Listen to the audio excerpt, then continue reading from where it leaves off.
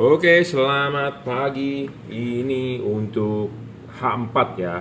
Cri XHP second generation 50 ya, 30 watt, 5500 Kelvin, 3100 lux. Ini untuk truk ya, untuk truk. Saya nggak tahu truk itu 24 atau 12 ya, tapi kalau truk kebanyakan sih 24 ya. Kenapa truk 24? Kelistrikannya beda dengan mobil biasa, ya saya nggak tahu juga kenapa truknya yang bikin 24, ya tanya pabrikan ya tujuannya apa. Padahal kalau dia pakai 12 juga sebenarnya sih bisa bisa saja ya, tapi ya nggak tahu ya, desainnya begitu. Alternatornya mainnya di 24, bohlam-bohlamnya semua kelistrikannya di 24 ya. Kenapa saya tidak tahu, karena mungkin cc-nya kelihatan gede, mesinnya gede, jadi butuh starter yang tenaganya lebih gede, ya tentu voltnya mesti dinaikin ya, mungkin seperti itu. Saya juga nggak tahu kenapa. Sebenarnya bisa juga pakai 12 karena untuk menggerakkan dinamo starter kan ya 12 volt juga ada gitu ya. Paling akinya harus menggunakan aki yang high CCA ya, cracking ampernya harus gede, karena kalau mesinnya diesel ya, kalau cc-nya gede, pistonnya kan gede-gede, itu berat ya. Oke, jadi kalau truk 24 volt atau 12 volt bisa pakai bohlam ini, tinggal colok ya. Sekarang kita akan mendemokan ini. Di sini voltmeter saya, ini wattmeter saya, di sini voltnya 24,84 ya. Jadi saya pakai power supply yang adjustable. Nah, ini bisa 24 volt ya. Saat ini kita coba 24,84 ya voltnya. Jadi kalau truknya 24 bisa pakai tipe ini ya.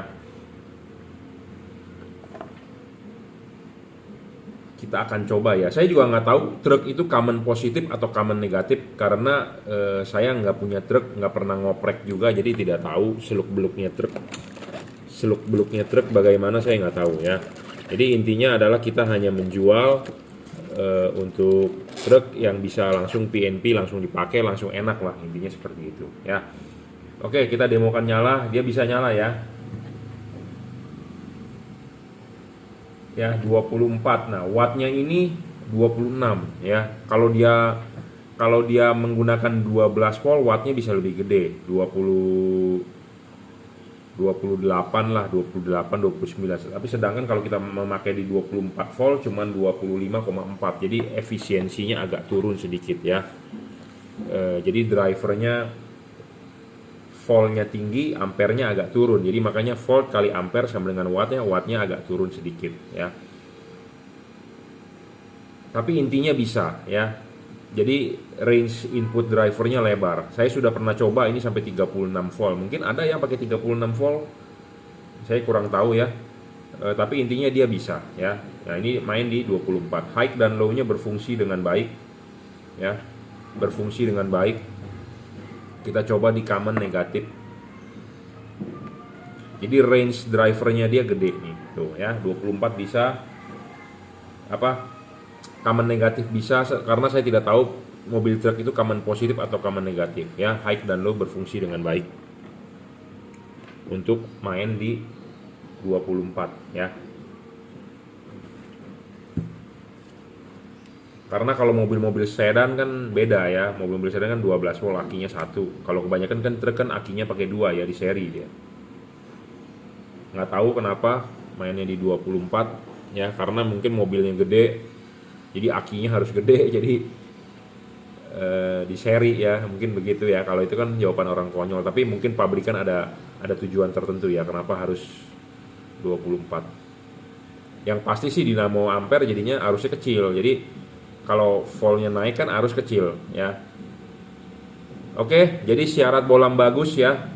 Kita tunjukkan dulu ini bahwa 24 volt bisa ya, high dan low berfungsi dengan baik. Levelnya bohlam ini sebenarnya relay 30 ya, 30 watt, tapi dia bermain di 24 volt, dia sekitar 26 27. Jadi efisiensinya agak turun sedikit ya, karena memang dia awalnya kan ini kan didesain ya buat mobil-mobil sedan gitu ya. Tapi drivernya range-nya bisa 24, sama kok dengan saya juga sudah pernah coba Philip, saya juga udah pernah coba Pro 7. Jadi kalau di 12 volt wattnya agak lebih tinggi, tapi kalau di 24 dia agak turun sedikit. Ya karena efisiensi drivernya ya.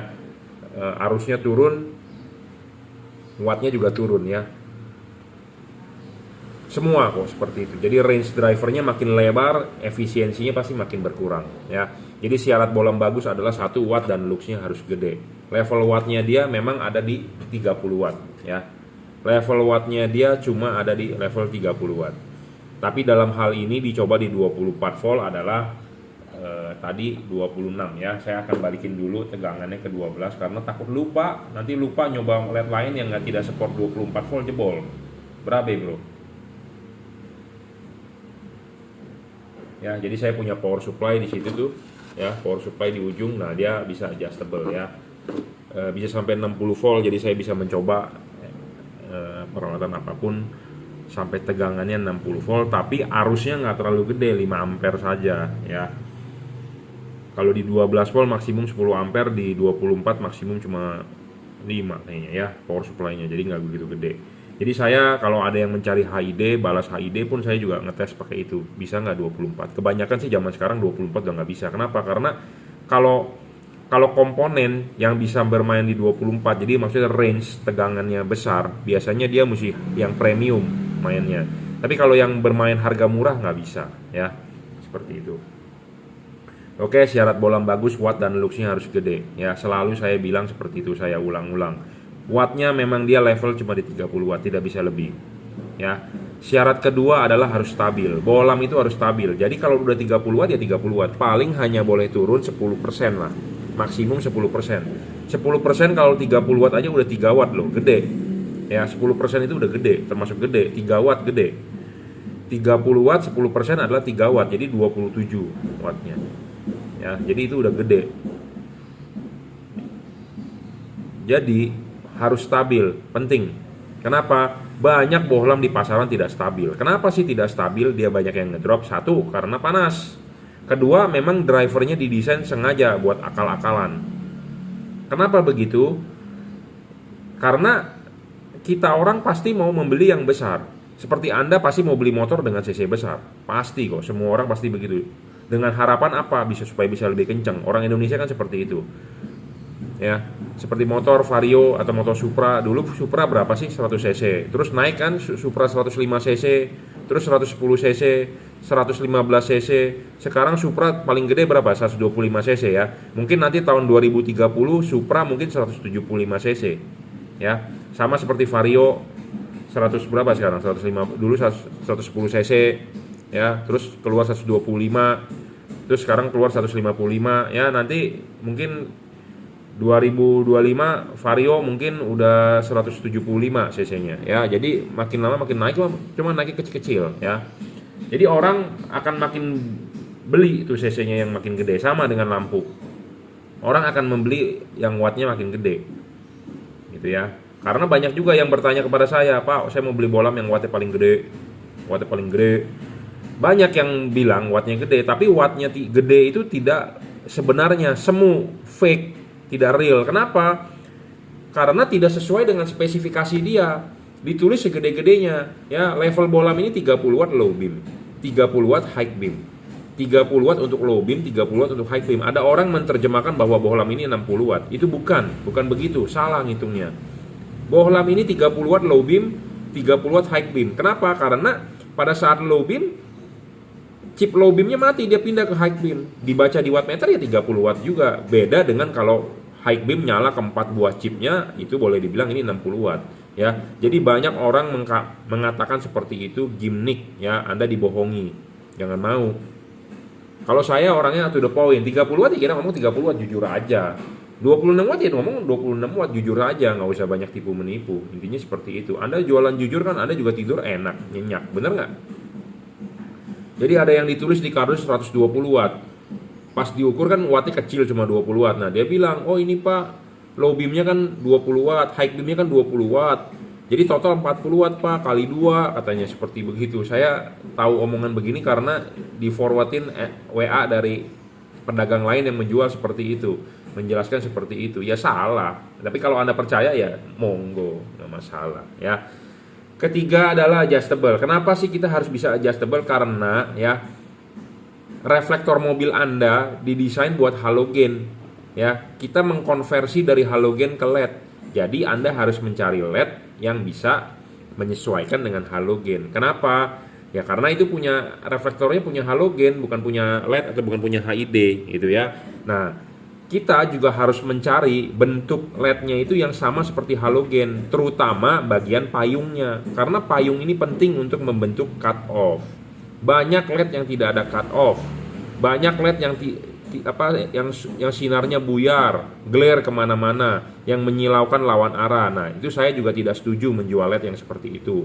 Karena kenapa? Polusi cahaya. Saya tidak suka menjual barang yang merugikan orang lain. Jadi kita pakai enak tapi tidak boleh merugikan orang lain. Intinya seperti itu. Ya, contoh yang merugikan orang lain adalah apa? Anda pakai knalpot racing. Anda enak ngebut misalnya motornya, terus Anda narik, suaranya di hati Anda gitu ya. Tapi kan Anda mengganggu orang lain, polusi suara. Nah, itu nggak bagus. Jangan sampai seperti itu di kasus lampu. Ya, kita enak, kita juga tidak boleh mengganggu orang lain. Makanya ada namanya Compatible European Standard. Artinya bisa hidup berdampingan. Jadi saya jalan malam enak, terang, tapi saya juga tidak mengganggu orang lain. Harus seperti itu. Saya lulusan dari teknik elektro. Dosen saya dulu selalu bilang diulang-ulang soal Compatible European. Anda membuat alat, Anda membuat barang-barang harus Compatible European. Saya tidak tahu kenapa Indonesia arahnya ke Eropa, bukan arahnya ke Amerika atau arahnya ke SNI atau apa, nggak tahu saya ya. Pelajarannya waktu itu sih diomongin begitu, Compatible European. CE, makanya kenapa peralatan elektronik harus ada CE ya. Semua handphone, TV ya ada CE. CE-nya angkanya beda-beda. Karena mengacu pada ya pasalnya dia, urusannya tentang apa? Elektromagnet induktan. Karena saya dulu di elektro telekomunikasi, jadi mengenai masalah elektromagnet induktan, jadi gelombang ya. Nah, kalau Anda mau berbicara tentang CE, LED ini juga tidak storing, jadi memenuhi syarat ke-6. Tapi akan saya lanjutkan dulu ya. Syarat ke-4 adalah dia serviceable sebagai syarat bonus. Cuma tipe ini yang bisa diservis dalam arti chipnya. Dalam arti chipnya ya, chipnya.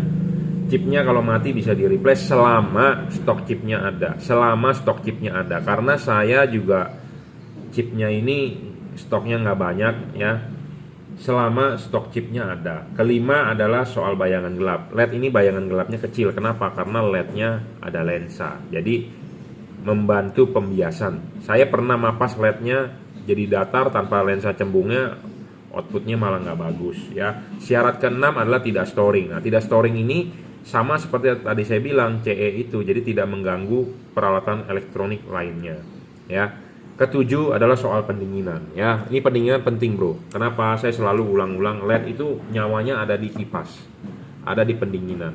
Jadi jangan lupa ya, kalau pasang ininya dulu. Habis pasang ininya, kelipin, pasang karet ya. Karet sudah terpasang,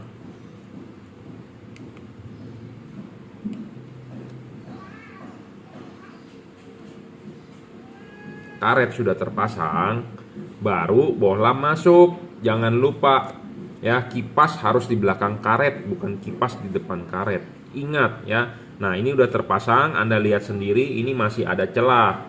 Masih ada celah ya. Anda kelihatan kan masih ada celah. Nah, celah ini itu adalah celah ini ya, heatsink. Makin tinggi celah ini makin bagus. Kenapa? Karena si kipas kan berputar, angin kan tiup ke situ. Kalau di depan sini kan ketutupan karet, buntu. Nah, angin itu masih bisa keluar dari pinggir-pinggir ya. Nah, sedangkan kalau dia tidak mempunyai ini, jadi tertutup langsung oleh karet ya, kita sebutnya mendem. Jadi si kipas ini berputar, anginnya nggak bisa keluar. Kenapa nggak bisa keluar? Karena kan buntu. Nah, sama dengan jadi Anda tidak memakai kipas ya, ini kan buntu tuh depan ya, buntu. Jadi sama dengan Anda tidak ada pendinginan LED-nya. Nah, jadi Anda beli LED itu Anda pasang untuk Anda bunuh ya, untuk Anda bunuh. Nah, lain hal lagi, LED-nya pasti ngedrop. Kenapa? LED itu kalau panas ngedrop. LED itu kalau panas umurnya pendek. Panas meredup. ya, seperti itu. Jadi panas ini merugikan di LED, ya. Pokoknya intinya kalau panas merugikan. Jadi intinya adalah pendinginan harus bagus, ya. Ada kipas, ya. Kipas itu tujuannya adalah buat membuang panas. Sama seperti radiator mobil Anda kan ada kipas. Tujuannya apa? Ya untuk tiup angin panasnya supaya pergi.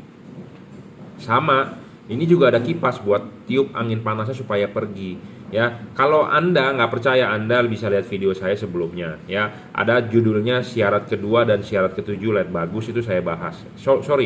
Ya, syarat kedua dan syarat ketujuh. Syarat kedua mengenai kestabilan LED, syarat ketujuh adalah mengenai pendinginan. Jadi itu saling berkaitan, ya.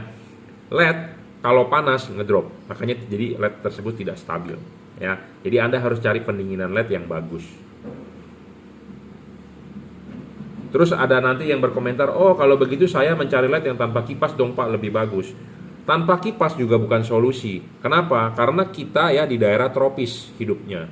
Ya, Indonesia itu daerah tropis. Mungkin Anda kalau yang di dataran tinggi yang suhu udaranya dingin ya itu keuntungan buat Anda. Tapi kota-kota besar seperti Jakarta, Surabaya, ya Bandung saya nggak tahu sih, mungkin agak adem ya, cuma macet juga, panas juga pasti. Pokoknya intinya kayak di Jakarta lah, panas, macet. Suhu udara 31 derajat siang hari. Jadi kita coba di atas meja ini suhu 31 derajat aja, dia udah ngedrop. Bagaimana dicoba di ruangan mesin? Ruangan mesin itu kan 60, 70, 80 derajat, apalagi kalau macet. Jadi yang ditiupkan ke LED ini bukan angin dingin 31 derajat, tapi angin panas mesin. Panas mesin itu kalau 70 derajat, jadi Anda meniupkan angin 70 derajat ke dia. Sedangkan dia butuh pendinginan. Ditambah lagi kipasnya nggak berfungsi dengan baik. Kenapa nggak berfungsi dengan baik? Karena tertutup. Jadi si angin bagaimana mau putar? Gimana LED ini butuh pendinginan jadi dia bisa dingin? Jadi tidak bisa. Jadi Anda membunuh itu LED sebenarnya, ya. Anda membunuh itu LED dengan pelan-pelan. Jadi Anda beli, Anda bunuh, terus Anda klaim garansi, terus distributornya pusing, ya udah bangkrut lah distributornya, ya seperti itu. Jadi saya lebih banyak bermain aman, ya bermain aman. Jadi mencari LED yang pendinginannya bagus, stabil. LED sebenarnya banyak yang bisa mau dijual. Saya ini barang ambil dengan distributor. Jadi kalau ada kerusakan saya tukar ke distributor. Ya, seperti Automax Pro 7 juga saya ambil dengan distributor. Saya tidak mau impor sendiri. Giliran ada kerusakan, distributor yang mengganti ke saya. Makanya sekarang merek Automax distributor sudah tidak mau memberikan garansi. Kenapa? Pusing bro dengan garansinya. Ya, banyak teman-teman saya bangkrut gara-gara itu, ya karena dia tidak tahu mana LED yang bagus, mana LED yang tidak bagus. Distributor pun sendiri rugi, ya. Saya bisa 15 tahun bertahan, kenapa? Karena saya pemilih mana yang bagus ya kita jual, tidak bagus kita tidak mau jual, karena kalau tidak bagus kerugian besar, ya seperti itu. Oke, nanti akan kita coba kalibrasi ya. Tinggi rendahnya aja cukup, payungnya ya nanti kita buka sedikit. Kenapa? Karena supaya outputnya lebih keluar lagi, ya. Tipe H4 ya, ini untuk truk bisa 12 volt, bisa 24 volt ya, 30 watt realnya. Tapi kalau dimain di 24 dia sekitar 26 watt ya, turun wattnya. Dan kalau kita main di 36 ya lebih turun lagi wattnya. Saya nggak tahu kenapa, karena karakter dari driver ya, memang dia efisiennya paling tinggi di 12 volt, karena memang ini aslinya sih memang untuk mobil-mobil sedan 12 volt, tapi dia support sampai yang bisa bermain di 24 ya. Adjustable juga ya, penting ini LED bisa di adjustable. Pendinginannya bagus ya, pemasangan juga tinggal PNP ya, tinggal colok common ground, common positif bisa. Kabel ini sudah dirajut oleh nilon, driverless tanpa kotak, jadi Anda tinggal colok, nggak perlu ribet-ribet ngumpetin dia punya driver ya, di kabel T segala macam tidak perlu ya. Kalau urusan cut off ya setidaknya kita maksimalkan lah ya.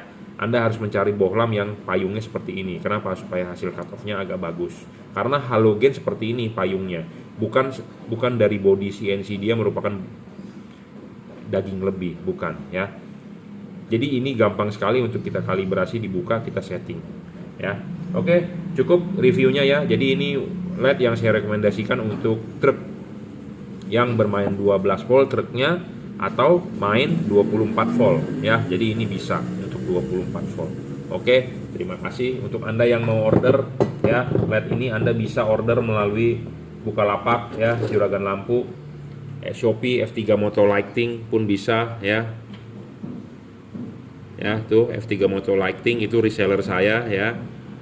Atau Anda order di Tokopedia dengan username reseller Juragan Lampu, itu reseller saya yang mengelola, atau Juragan Lampu Jungki Wenas. Anda bisa WhatsApp saya 0898 269 3838. Anda bisa transfer menggunakan BCA, kirim menggunakan JNT. Oke, terima kasih.